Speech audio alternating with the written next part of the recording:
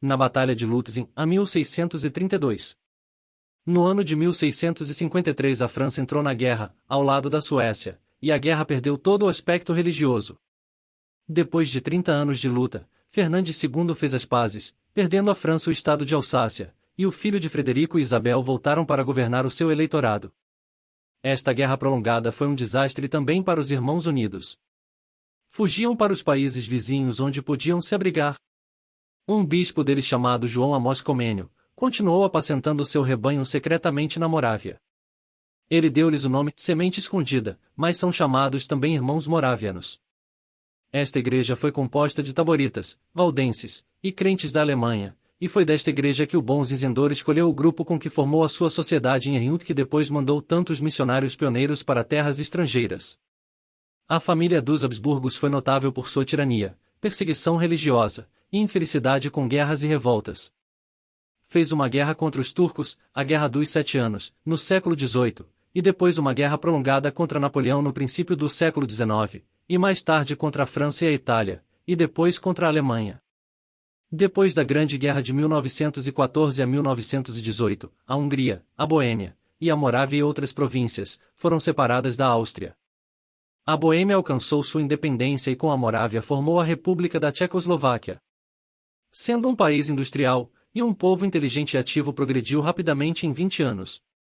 Infelizmente, no ano de 1938 caiu em poder da Alemanha hitlerista, que tirou a sua liberdade, e procurou destruir as suas instituições antigas. A Hungria também foi constituída uma república depois da Primeira Grande Guerra, mas não teve o mesmo progresso que a Boêmia. No século XVI a Hungria fez grandes esforços para ganhar mais liberdade política, pois estava debaixo do calcanhar do Império da Áustria, e obteve uma certa medida da independência. Desde a Reforma tem havido crentes evangélicos na Áustria e na Hungria, mas a perseguição constante reduziu o número. Na Hungria, Bulgária e Romênia há muitas congregações de evangélicos chamados nazarenos. O fundador deste movimento foi um ministro suíço, chamado Froelich. Entrou como jovem no ministério na Suíça, e, sendo convertido, começou a pregar o evangelho, muito contra o gosto dos seus superiores, que procuraram corrigir sua teologia. Quando Froelich recusou modificar sua pregação, foi expulso do ministério no ano de 1818, mas continuou sua pregação como itinerante, visitando outras partes da Suíça e Alemanha. 2 operários ambulantes da Hungria, visitando a Suíça, ouviram Froelich e foram convertidos. Voltando a Budapeste, capital da Hungria, estes homens anunciaram as boas novas, e muitos foram atraídos. Uma congregação foi formada na cidade e cresceu rapidamente, reunindo-se com regularidade. Um grupo desta congregação saiu de Budapeste como missionários aos países vizinhos e levaram o evangelho até as fronteiras da Turquia. Tomaram o nome nazarenos por serem desprezados. Polônia. A Polônia era, no tempo da Reforma, um grande país, estendendo-se do Mar Báltico ao Mar Negro, e incluindo a Ucrânia. Os poloneses são da raça eslava, e receberam a religião católica no século X. Nos séculos seguintes, a Polônia lutou constantemente contra seus inimigos, como as hostes tartáricas do oeste, que devastavam suas cidades e aldeias. Pelejou também contra os prussianos, raça vizinha, então paga, e, ao norte, contra os lituanos, povo feroz e selvagem. Os cavaleiros teutonicos vieram morar perto a fim de converter estas raças pagas, e fazê-las cristãs por meio da espada, mas sem bom êxito. A Ordem Teutônica foi formada durante as cruzadas contra os maometanos na Palestina. Terminadas essas guerras, os cavaleiros ficaram sem emprego. Não tendo tido bom êxito com o evangelho da espada contra os pagãos, começaram a brigar com os poloneses, que foram para eles um espinho durante séculos. Os poloneses eram um povo guerreiro e, felizmente, durante 3 ou 4 séculos foram governados por bons reis. O rei da Lituânia aceitou a religião católica e persuadiu o seu povo a reconhecer o Papa. Os cavaleiros teutonicos então ficaram outra vez sem emprego e tornaram-se negociantes, e finalmente desapareceram. A Lituânia e a Polônia fizeram uma aliança para sua própria defesa, e por vezes foram governadas pelo mesmo rei. Infelizmente, a Polônia era muito difícil de governar, e os reis possuíam um poder limitado. Depois da reforma, o rei era eleito por uma dieta formada por pessoas das classes superiores, proprietários e nobres. Os trabalhadores não possuíam direitos e eram quase escravos dos proprietários. A Dieta quase sempre se recusava a dar o dinheiro necessário ao rei para as suas guerras, e se o rei era eleito pela Dieta, ela impunha tantas restrições ao rei, que era quase impossível governar. Enquanto os povos de outros países pelejavam para obter ou conservar sua liberdade contra reis tiranos, na Polônia os melhores reis tinham a oposição do povo e eram impedidos pela Constituição. A Polônia era muito ligada à Hungria e à Boêmia, seus vizinhos, e tinham muita coisa em comum. Depois da reforma, a Polônia foi ameaçada pelos russos, no norte, e pelos turcos no oriente. Os russos e tártaros devastaram a Lituânia, e na Polônia reinava anarquia. O rei viu-se obrigado a transferir sua autoridade à aristocracia incapaz, cuja única ideia era oprimir as classes inferiores sem se interessar pelos negócios da pátria. A Dieta recusou pagar os impostos necessários, e o rei esforçou-se de toda maneira possível, mas em vão. Ele não podia ajudar os húngaros contra a invasão dos turcos, nem impedir os russos de tomar as províncias uma após outra do seu aliado lituano, nem as hostes dos tártaros de penetrar no seu próprio território, roubando e devastando tudo, até o interior da Polônia. A Hungria caiu em poder dos turcos e a Polônia estava ameaçada disso, mas o rei não tinha dinheiro para pagar um exército mercenário. Contudo, usou de toda a diplomacia para evitar uma guerra contra os turcos.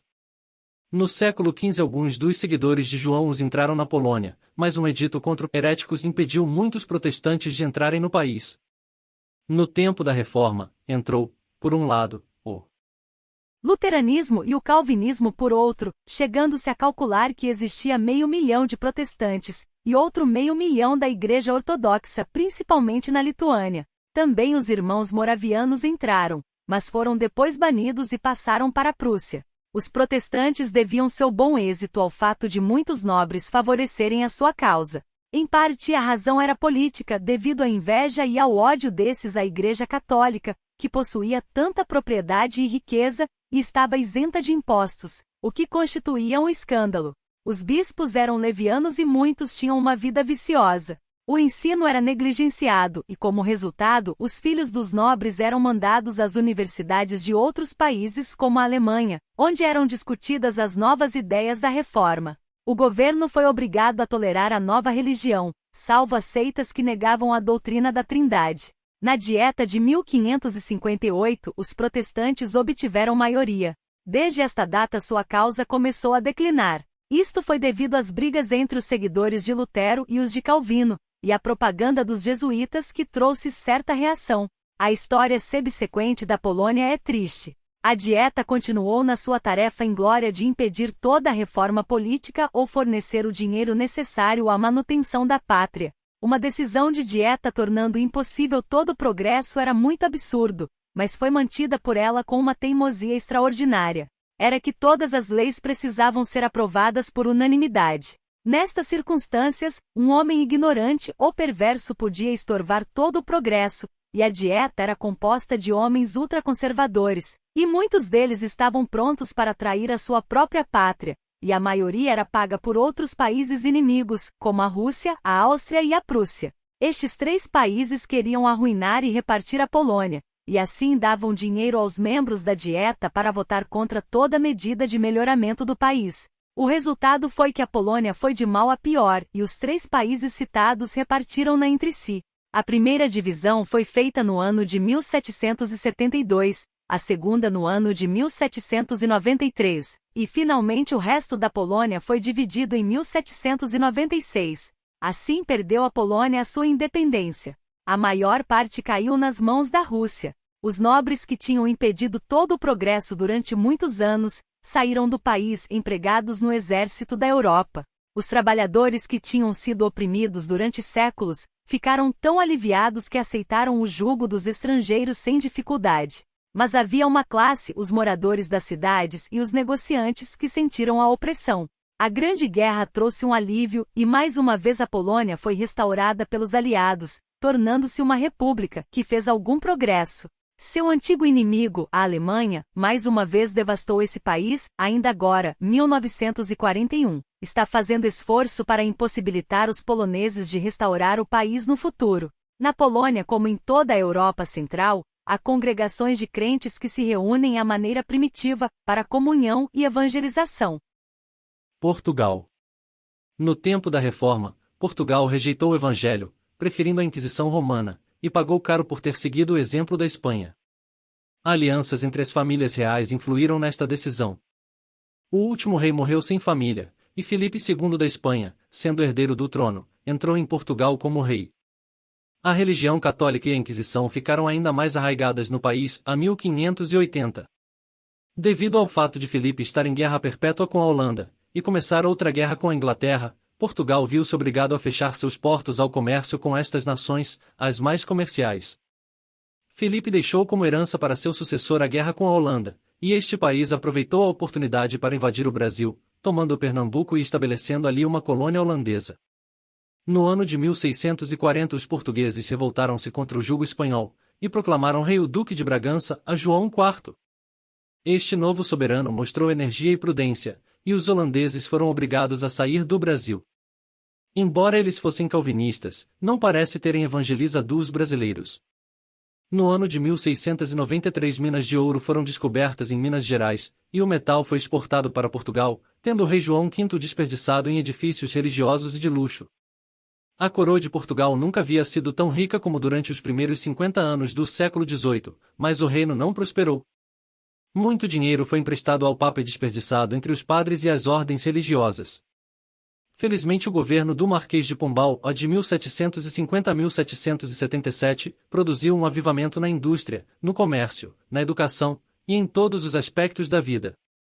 Depois do terremoto que destruiu Lisboa, a capital, em 1755, foi edificada uma cidade melhor. A Inquisição foi suprimida, e os jesuítas foram expulsos do país. E pena que este grande estadista não fosse amigo do Evangelho e não substituísse pelas Escrituras as abominações religiosas. Quando o rei, José I, morreu e passou a reinar a sua filha Maria I, então os jesuítas voltaram, e a rainha, que era uma religiosa fanática, enlouqueceu, e a decadência de Portugal continuou. Eis o que escreveu um historiador contemporâneo: a igreja em Portugal é como um deserto árido.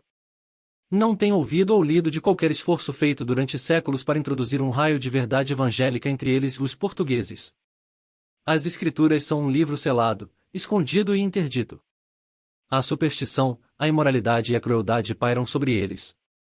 Nenhum espírito reformador ousa murmurar uma dúvida acerca dos dogmas absurdos, ou fazer sugestão para reformar os piores abusos sacerdotais. Provavelmente Portugal e suas colônias serão os derradeiros entre as nações a serem salvos da ignorância e libertados do jugo do papado. Havendo contribuído tanto quanto qualquer outra parte para expulsar os jesuítas e extinguir esta ordem, Portugal não tem subido acima dos seus velhos preconceitos e submissão à imposição sacerdotal. Estou seguro disso, e é espantoso ver com que profundo ódio e aborrecimento eles nos olham a nós como hereges. Veio a liberdade mais tarde quando Portugal obteve uma constituição mais liberal, e recebeu depois diversos missionários para pregar no país. Então a luz começou a dissipar as trevas, não só em Portugal, mas também na sua antiga e principal colônia, agora independente, o Brasil. No princípio, a luz veio de outras trevas, mas agora estes países estão sendo evangelizados pelos seus próprios filhos. Há um fato impressionante em relação à evangelização dos países que falam a língua portuguesa, é que Deus preparou o instrumento principal, a chave de ouro para abrir a porta de ferro que conduz à liberdade espiritual, com 2 séculos de antecedência, quando pôs no coração de João Ferreira de Almeida traduzir a Bíblia em língua portuguesa. Esta obra gloriosa foi terminada no ano de 1670 em Batávia, capital onde o servo de Deus residia. O tradutor era português nato, mas seu nome não está escrito em qualquer hall de honra na sua pátria, e parece ser um nome desconhecido pela maioria de seus patrícios, e dos brasileiros, mas é um nome querido, e deve sê-lo, de todos os amantes da palavra de Deus, que falam a língua portuguesa. Durante a sua vida ele recebeu mais maldição do que louvor por ter preparado a boa semente que futuramente iria produzir bom fruto. Depois de quase 3 séculos, as terras onde se fala a língua portuguesa ainda estão brancas para a ceifa. Escrito em 1943. Noruega, Suécia e Dinamarca. Estes 3 países são povoados pela raça germânica, e agora formam 3 governos separados, cada um com seu rei e com sua constituição. Os escandinavos são um povo robusto, inteligente e industrioso.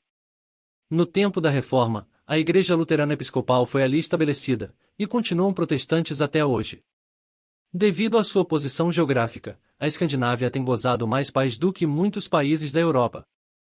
O rei Gustavo Adolfo resolveu ajudar a causa protestante que sofria muito na Guerra dos 30 Anos, e passou a Alemanha com um exército forte e bem equipado, fazendo pender bem depressa o fiel da balança em favor da União Protestante.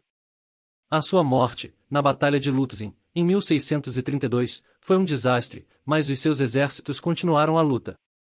Tem havido liberdade religiosa, e o povo é muito pacífico, notando-se ali a ausência de crimes. Na guerra atual, a Noruega e a Dinamarca foram vítimas da agressão alemã, e estão sofrendo as consequências da invasão germânica como outros países, e, como eles, anseiam ardentemente a 1941, mais uma vez, obter a sua liberdade. Irlanda. Na Irlanda a história religiosa é muito ligada com a política. Embora nos séculos VI e VII a Irlanda tivesse sido evangelizada e fosse chamada Ilha dos Santos, as trevas espirituais pairaram sobre essa mesma ilha durante 1000 anos. A reforma teve pouca influência no país. Os irlandeses eram ignorantes e a maioria analfabeta e os proprietários mostraram pouco interesse no bem-estar do povo em geral. Os irlandeses falam a língua céltica, que servia de dificuldade para qualquer esforço missionário da Inglaterra. Também durante certo período do século XVI, houve uma rebelião no país contra a autoridade inglesa. Os reis protestantes da Inglaterra queriam impor a religião anglicana na Irlanda, mas foi impossível a não ser em certas cidades como Dublin, a capital. Guerras e revoltas continuaram, e no reino de Tiago o governo resolveu fazer experiência com uma província no norte, chamada Ulster, plantando ali uma grande colônia de ingleses e escoceses. Muitos presbiterianos foram da Escócia, tomando posse de terreno da província. O rei Tiago mandou que todos os sacerdotes católicos saíssem do país, mas foi impossível pôr em execução esta lei injusta. No ano 1641, os católicos levantaram-se contra os colonizadores protestantes, e mataram milhares deles com muita barbaridade. Na Inglaterra havia guerra civil, e as autoridades não podiam ajudar os protestantes, mas os escoceses mandaram um exército para ajudar seus patrícios. A guerra civil na Inglaterra terminou com a morte do rei, e o general Oliver Cromwell levou também um exército à Irlanda no ano 1650, e em pouco tempo o aspecto mudou. Cromwell agiu com muita severidade em represália à morte dos protestantes pelos católicos irlandeses, e seu nome ficou odiado na Irlanda. A campanha, porém, trouxe paz ao país, embora não fizesse com que o povo da Irlanda amasse os protestantes. Quando Tiago II fugiu da Inglaterra para a França, o rei Luís XVI prometeu ajudar seu hóspede real, e mandou um exército francês com Tiago à Irlanda. Guilherme de Orange, o novo rei da Inglaterra, foi à Irlanda e venceu os exércitos franceses e irlandeses. Era uma guerra entre protestantes e católicos, e os franceses foram obrigados a deixar a Irlanda, e os irlandeses foram subjugados. Durante o século XVIII, João Wesley visitou a Irlanda muitas vezes, viajando a cavalo em toda parte e pregando o Evangelho. Diversas sociedades metodistas foram formadas em várias partes. No fim desse século, rebentou outra revolta na Irlanda, mas os rebeldes foram vencidos, e nessa ocasião muita clemência foi mostrada ao povo que tomou parte na rebelião. Durante o século XIX o governo na Inglaterra fez muitos esforços para satisfazer os irlandeses, mas todo aquele século foi assinalado por crimes políticos, assassínios e descontentamentos.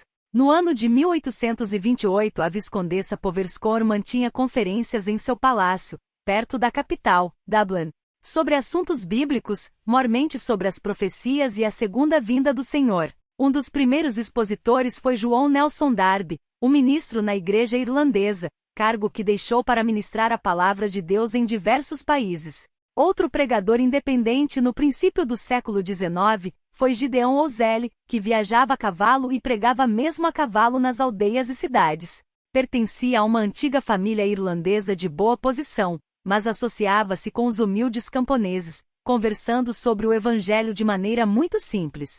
Um ministro evangélico independente chamado Thomas Kelly formou diversas congregações na Irlanda no princípio do mesmo século, e escreveu muitos hinos que estão em uso geral na língua inglesa, e alguns estão traduzidos em português. No norte, no Ulster protestante, no ano de 1859, houve uma revivificação, e nessa ocasião centenas de pessoas foram convertidas entre todas as classes.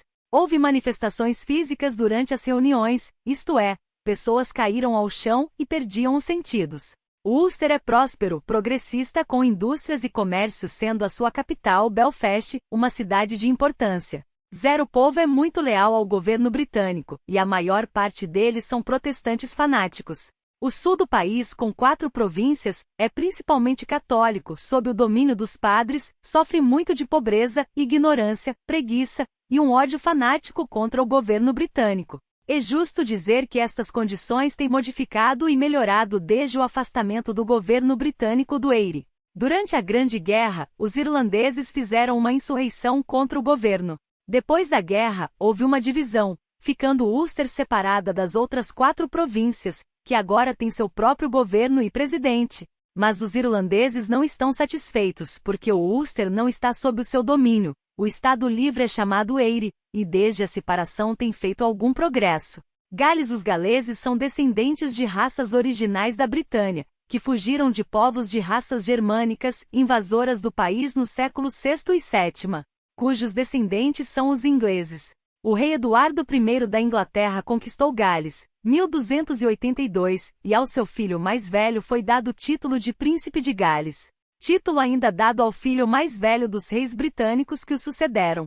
A língua usada pelo povo é muito diferente da inglesa, e até hoje muitos dos camponeses falam a língua indígena. Durante a Reforma havia diversos estudantes galeses nas universidades da Inglaterra, Oxford e Cambridge, que pertenciam ao Partido dos Reformadores, e no reinado de Isabel a Bíblia foi traduzida para a língua galesa. Em 1567 a tradução do Novo Testamento ficou concluída, e 800 exemplares foram distribuídos nas diversas paróquias de Gales. O livro de oração também foi traduzido, e a igreja estabelecida era idêntica à da Inglaterra. Bispos que falavam a língua galesa foram nomeados durante o primeiro século da história da igreja anglicana, e depois somente ingleses, que não sabiam a língua galesa, que foram escolhidos. A educação do povo foi negligenciada até meados do século XVIII, e a maior parte era analfabeta. Nesse século XVIII, Griffiths Jones, ministro anglicano, instituiu um sistema de educação e de escolas, obtendo como resultado, antes da sua morte, que 1/3 parte do povo aprendeu a ler as escrituras em sua própria língua. Os bispos ingleses da igreja anglicana não manifestaram interesse algum pela educação do povo, nem pelo serviço de Griffiths Jones. Felizmente, diversas pessoas ricas ajudaram bastante, fornecendo o dinheiro necessário para esse fim. Durante este tempo houve uma revivificação espiritual no país, devido à pregação de diversos ministros da igreja galesa. Os principais pregadores foram Roel Harris, Daniel Hovlands, Pedro Williams e Williams, sendo o último o autor de Convertidos. Um destes, o coronel Pascoe, depois da sua conversão, viajava pela Rússia, pregando o evangelho nas prisões, hospitais e salões ou casas particulares, e empregou sua fortuna na distribuição de bíblias e tratados. Foi, enfim, proibido de pregar, mas continuou este serviço até que foi banido da Rússia pelo Santo Sínodo, sendo então muitas das suas propriedades confiscadas. Alexandre III queria na Rússia uma língua e uma igreja, e procurou impor esta política nas suas dependências também, como a Finlândia. Seu filho Nicolau II, que foi feito tsar em 1894, era homem fraco e estava sob a influência dos seus tios. Prometeu reformas, mas não cumpriu sua palavra, pois em 1893 foi publicado um decreto mandando que os filhos dos tundistas fossem tirados dos pais e criados por pessoas pertencentes à Igreja Ortodoxa. Havia perseguições aos judeus e muitos deles foram mortos. Espírito de liberalismo crescia, e havia organizações revolucionárias formadas, mas o governo continuava a sua opressão. Os estrangeiros, porém, tinham mais liberdade e até os menonitas batistas alemães continuaram livremente. O Dr. Baedeker, da Inglaterra, obteve licença para viajar para todas as partes da Rússia e da Sibéria, visitando as cadeias, pregando o evangelho e distribuindo a palavra de Deus. Os batistas receberam mais consideração do que os tundistas. A igreja batista era mais organizada e o governo pensava que podia melhor fiscalizar ou vigiar as suas atividades. Os tundistas não eram um corpo organizado. As reuniões dos alemães na Rússia foram chamadas Stunden e o nome Stundistas foi dado por desprezo aos russos que se reuniam para a leitura da Bíblia e oração. Estes grupos de crentes espalhavam-se por toda a parte da Rússia, e cresciam apesar das perseguições. Os menonitas eram descendentes dos alemães batistas que recusavam levar armas, e foram convidados pela imperatriz Catarina para animar o trabalho da lavoura na Rússia no século XVIII. Foram proibidos de evangelizar os russos, mas a palavra de Deus desta fonte espalhava-se. Em 1905 houve uma guerra entre a Rússia e o Japão, e a Rússia foi derrotada, trazendo muita confusão ao governo. O povo clamou por reformas e o czar viu-se obrigado a conceder liberdade de consciência e culto, e o cruel procurador foi demitido. Havia uma onda de entusiasmo, e as reuniões de evangelização ficavam cheias de ouvintes. Esta liberdade não durou muito tempo, porque o governo, recuperando mais uma vez o seu poder, e sentindo-se mais seguro, cessou as concessões, e a perseguição começou de novo. No ano de 1914 rebentou a Grande Guerra. A Rússia entrou nela com muita confiança, mas estava mal preparada, e devido à corrupção interna que se apoderara de toda a sociedade, da política e dos oficiais do governo. O czar no começo da guerra baniu sem processo milhares de crentes, pastores batistas e muitos políticos para a Sibéria, onde ficaram até a Revolução, que rebentou em 1917. Então os exilados voltaram. O imperador, com seu governo, e a Igreja Ortodoxa na Rússia, caíram todos juntos. O novo governo era comunista e ateísta. Os nobres e proprietários foram mortos ou tiveram de fugir, e milhares deles, criados na riqueza e no luxo, foram obrigados a trabalhar em terras estrangeiras por uma pitança. O imperador Nicolau, a imperatriz, suas filhas e o único filho, foram fuzilados todos juntos. O governo comunista tem procurado extinguir todo sinal de cristianismo, perseguindo a religião grega, a católica e a evangélica. Tem proibido a entrada da Bíblia no país. Entretanto, os crentes continuaram secretamente com suas reuniões, e o governo não tem podido extinguir a fé deles. A esperança agora, 1941, é que a guerra atual traga mais liberdade de culto aos crentes, e que as escrituras mais uma vez possam entrar na Rússia, para a salvação e felicidade do seu povo. Finlândia. O povo da Finlândia fora convertido ao cristianismo em 1157 pelo rei da Suécia, que veio com um exército e um bispo católico, conquistando e depois batizando os finlandeses. O país ficou sujeito ao governo da Suécia, e seu rei Gustavo Adolfo fez muitas reformas e benefícios na Finlândia, fundando escolas e edificando igrejas. Mais tarde, nas guerras entre a Suécia e a Rússia, a Finlândia passou a pertencer à Rússia, 1809. Graças ao bom imperador Alexandre I, os finlandeses mantiveram suas leis e constituição, com certa independência, tendo muito mais liberdade religiosa e política do que a mesma Rússia, mas os finlandeses eram mais civilizados e mais bem educados do que os russos. Em 1899, o governo do czar abrogava a constituição, e governava a Finlândia ditatorialmente, enchendo o país de espiões e da polícia russa. Esta condição durou até a guerra entre a Rússia e o Japão em 1905, quando o czar se sentiu obrigado a restaurar a liberdade a esse país, devido à greve por parte dos operários no país. Mas o czar não era sincero e gradualmente procurava sempre oprimir a Finlândia. Depois da Grande Guerra, a Finlândia foi separada e tornou-se independente. Desde aquele tempo o país progrediu rapidamente e o evangelho tem feito bom progresso. A igreja principal é ainda luterana, mas outras denominações evangélicas trabalham ali também. Contracapa. História do cristianismo sintetiza os dramas e as glórias vividas pela Igreja de Cristo até o século XX. Tácito assim descreve as perseguições aos cristãos na época de Nero.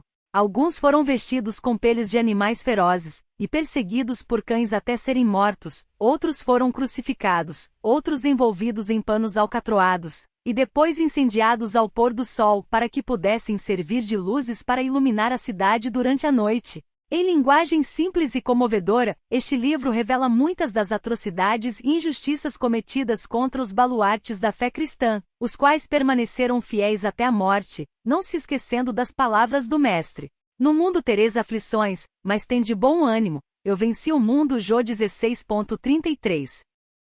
Convertidos. Um destes, o coronel Pascoal, depois da sua conversão, viajava pela Rússia, pregando o evangelho nas prisões, hospitais e salões ou casas particulares, e empregou sua fortuna na distribuição de Bíblias e tratados.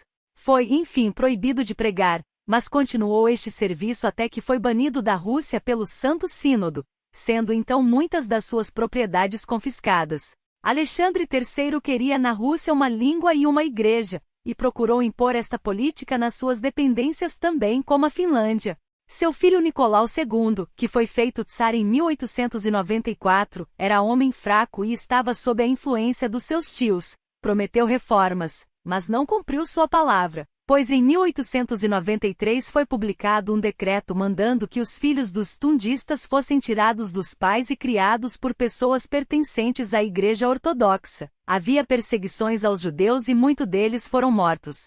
Zero espírito de liberalismo crescia, e havia organizações revolucionárias formadas, mas o governo continuava a sua opressão. Os estrangeiros, porém, tinham mais liberdade e até os menonitas batistas alemães continuaram livremente. O Dr. Baedeker, da Inglaterra, obteve licença para viajar para todas as partes da Rússia e da Sibéria, visitando as cadeias, pregando o evangelho e distribuindo a palavra de Deus. Os batistas receberam mais consideração do que os tundistas. A Igreja Batista era mais organizada e o governo pensava que podia melhor fiscalizar ou vigiar as suas atividades. Os tundistas não eram um corpo organizado. As reuniões dos alemães na Rússia foram chamadas Stunden e o nome Stundistas foi dado por desprezo aos russos que se reuniam para a leitura da Bíblia e oração. Estes grupos de crentes espalhavam-se por toda a parte da Rússia, e cresciam apesar das perseguições. Os menonitas eram descendentes dos alemães batistas que recusavam levar armas, e foram convidados pela imperatriz Catarina para animar o trabalho da lavoura na Rússia no século XVIII. Foram proibidos de evangelizar os russos, mas a palavra de Deus desta fonte espalhava-se. Em 1905 houve uma guerra entre a Rússia e o Japão, e a Rússia foi derrotada, trazendo muita confusão ao governo. O povo clamou por reformas e o tsar viu-se obrigado a conceder liberdade de consciência e culto, e o cruel procurador foi demitido. Havia uma onda de entusiasmo, e as reuniões de evangelização ficavam cheias de ouvintes. Esta liberdade não durou muito tempo, porque o governo, recuperando mais uma vez o seu poder, e sentindo-se mais seguro, cessou as concessões, e a perseguição começou de novo. No ano de 1914 rebentou a Grande Guerra. A Rússia entrou nela com muita confiança, mas estava mal preparada, e devido à corrupção interna que se apoderara de toda a sociedade, da política e dos oficiais do governo. O tsar no começo da guerra baniu sem processo milhares de crentes, pastores batistas e muitos políticos para a Sibéria, onde ficaram até a Revolução, que rebentou em 1917. Então os exilados voltaram. O imperador, com seu governo, e a Igreja Ortodoxa na Rússia, caíram todos juntos. O novo governo era comunista e ateísta. Os nobres e proprietários foram mortos ou tiveram de fugir, e milhares deles, criados na riqueza e no luxo, foram obrigados a trabalhar em terras estrangeiras por uma pitança. O imperador Nicolau, a imperatriz, suas filhas e o único filho foram fuzilados todos juntos. O governo comunista tem procurado extinguir todo o sinal de cristianismo, perseguindo a religião grega, a católica e a evangélica. Tem proibido a entrada da Bíblia no país. Entretanto, os crentes continuaram secretamente com suas reuniões, e o governo não tem podido extinguir a fé deles. A esperança agora, 1941, é que a guerra atual traga mais liberdade de culto aos crentes, e que as escrituras mais uma vez possam entrar na Rússia, para a salvação e felicidade do seu povo. Finlândia. O povo da Finlândia fora convertido ao cristianismo em 1157 pelo rei da Suécia, que veio com um exército e um bispo católico, conquistando e depois batizando os finlandeses. O país ficou sujeito ao governo da Suécia, e seu rei Gustavo Adolfo fez muitas reformas e benefícios na Finlândia, fundando escolas e edificando igrejas. Mais tarde, nas guerras entre a Suécia e a Rússia, a Finlândia passou a pertencer à Rússia, 1809. Graças ao bom imperador Alexandre I, os finlandeses mantiveram suas leis e constituição, com certa independência, tendo muito mais liberdade religiosa e política do que a mesma Rússia, mas os finlandeses eram mais civilizados e mais bem educados do que os russos.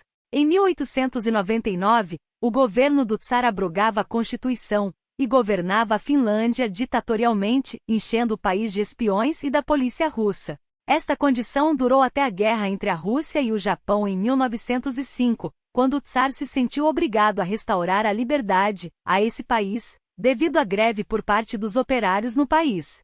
Mas o Tsar não era sincero e gradualmente procurava sempre oprimir a Finlândia. Depois da Grande Guerra, a Finlândia foi separada e tornou-se independente. Desde aquele tempo, o país progrediu rapidamente e o evangelho tem feito bom progresso.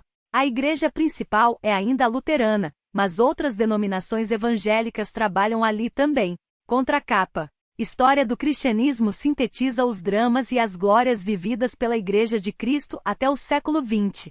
Tácito assim descreve as perseguições aos cristãos na época de Nero.